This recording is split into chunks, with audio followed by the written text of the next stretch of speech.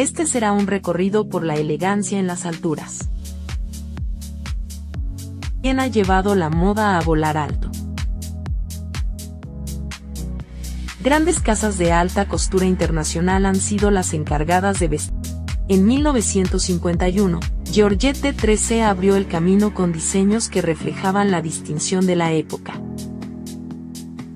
En 1969, Cristóbal Balenciaga elevó la silueta con cortes vanguardistas.